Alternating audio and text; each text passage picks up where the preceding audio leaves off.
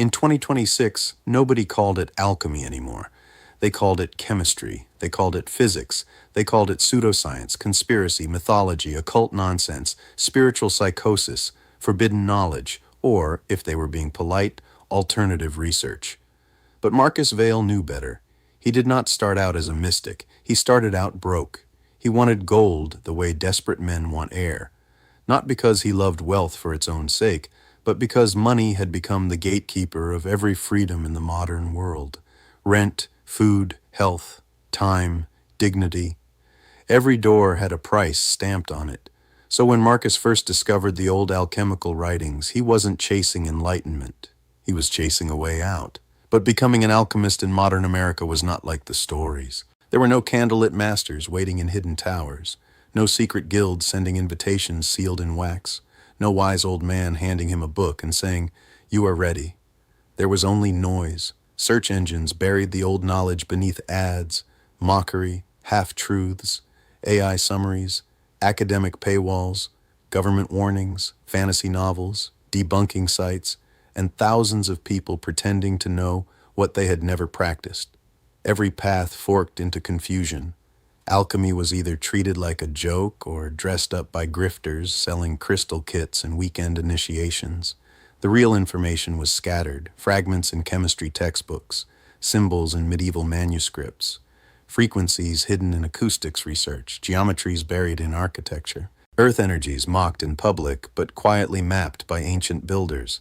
The deeper Marcus searched, the more he realized the first trial of modern alchemy was not fire, it was discernment. He had to learn what was real, what was metaphor, what was dangerous, what was symbolic, and what had been deliberately misunderstood. So he went offline. He started spending his nights in libraries, not the bright front rooms with new releases and coffee-stained magazines. He went into the lower levels, the forgotten local history rooms, the university stacks, the microfilm archives, the dusty shelves where nobody went unless they were chasing ghosts. He read old mineral studies, Rosicrucian texts, forgotten land surveys, church construction records, native mound maps, acoustic resonance papers, sacred geometry diagrams, and field reports from men too educated to admit they had found something strange. And while he searched the books, he searched himself. That was the part he hated most, the shadow work, because the old texts all agreed on one thing. No man could command transformation while lying to himself. Marcus wanted gold, but underneath that desire he found fear. Fear of being powerless, fear of being ordinary, fear that his whole life had been decided by systems he never agreed to. So he went deeper. Every night, after the library closed, he sat in his apartment surrounded by notebooks, minerals, tuning forks, copper wire, salt, ash, candles, and cheap second-hand lab glass. He wrote down every resentment, every wound, every humiliation, every hunger.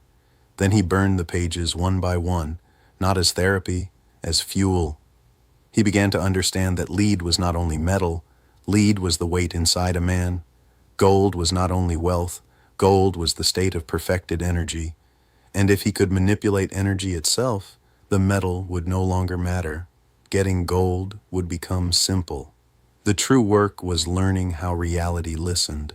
By the winter of 2026, Marcus had found a pattern that no modern source would admit outright. The oldest temples, mounds, courthouses, churches, and monuments were not randomly placed.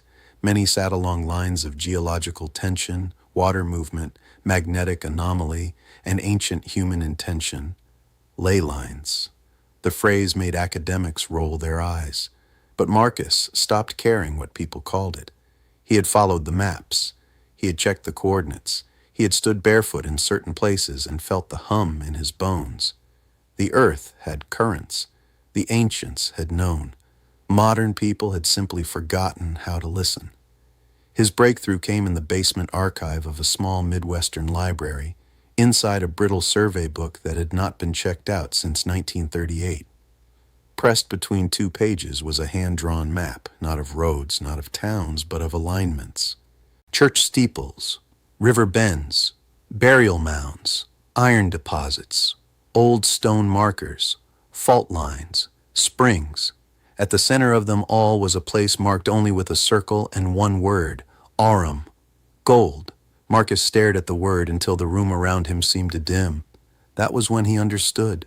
The old alchemists had never hidden gold in the earth. They had hidden the method for becoming aligned enough to call it forward. Fire for transformation, water for memory, air for frequency, earth for form, and sound as the command. On the night of the spring alignment, Marcus drove out beyond the last streetlight with a backpack full of copper coils, quartz, salt, iron filings, a battered tuning fork, and a jar of Missouri River water. He stood where the map told him to stand. The land was silent. Then he struck the fork. The note rang out. The ground answered.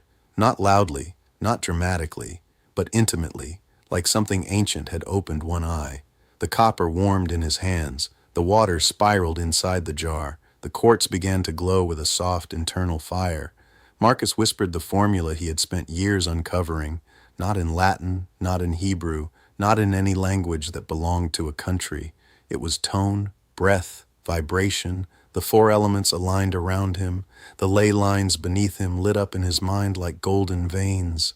And for one impossible second, Marcus saw the world as it truly was, not solid, not fixed, not dead, a living field of energy wearing the mask of matter, space bent, time thinned, the air opened like a door. Marcus laughed, shaking, terrified and holy. He had found the gold, not in his hands, not yet, but beneath everything, and now that he could hear the song, he knew the rest was only practice.